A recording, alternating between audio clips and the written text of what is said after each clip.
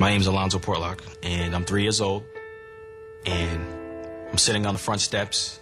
My brother and I were waiting for my mother to come out and take us to the beach. So our mother's inside the house doing what she normally does. You know, she's probably getting high, but we're waiting for her on the steps.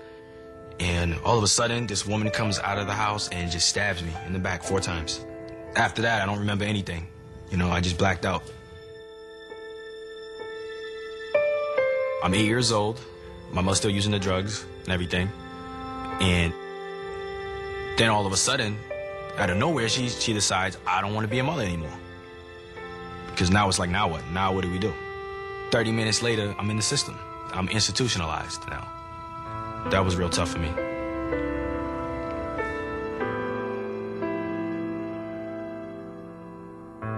My name's Kaya, and I'm 26.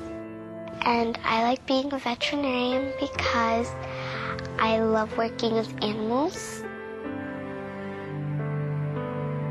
Getting their shots and making sure they're okay and they're not sick and giving them back to their owners.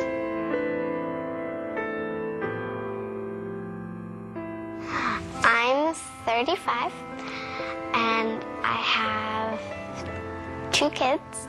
We like to go skiing and race each other down the hill, and we're happy and then we do it again.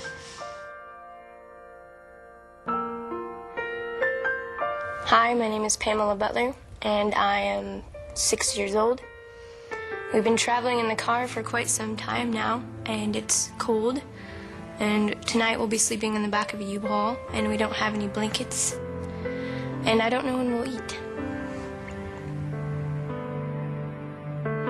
Now I'm 7 years old. My mom just woke me up. She's yelling and running around and grabbing all of our stuff and grabbing my sister and myself. All my mom kept saying was, the cops are coming, the cops are coming. We ran outside, and she told me to hide under one of the cars. So I crawled underneath one of the cars in the parking lot, and I heard the cops come and the sirens and yelling, and they're grabbing my mom and arresting her and my stepfather. And they've got my sister, and everyone's yelling, and then the cop, crawls under and grabs me out and puts me in the back of the police car, and I watched as my mom faded away. Being a police officer is kind of a good job to the world because you can save lives. I'm 25 years old. My name is Scott Williams, and I'm a police officer.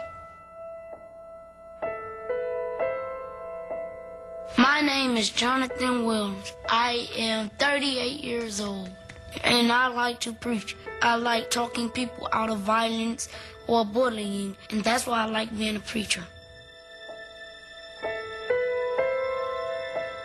The happiest moment in my life is right now.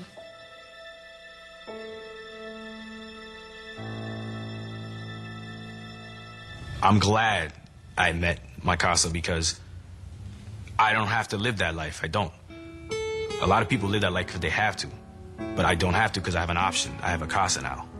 Because it was someone that took interest in me that I didn't have before, because when you're in these foster homes, you get lost. So I didn't feel alone. I felt like there was somebody there. There was someone there that wasn't there before. And to me, my CASA was an all-star, you can say. He enlightened us. He turned the light on.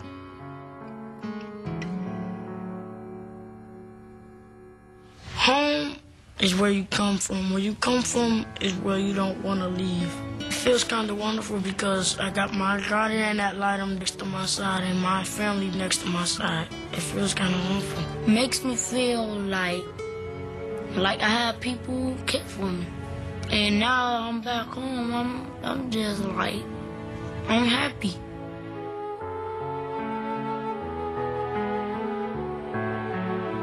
To me, my CASA means a trusted friend, an advocate, a voice.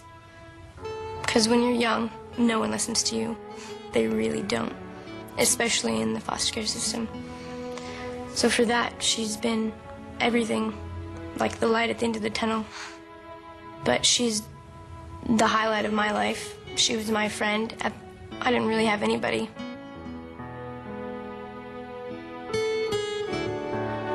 My nickname is Laffy Taffy because when I hear something funny, I laugh a lot.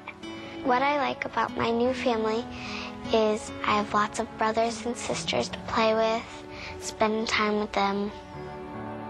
So it makes me feel really good to have brothers and sisters who can look out for me. If I could tell my new mom one thing, I'd probably tell her that I love her and she's a great mom.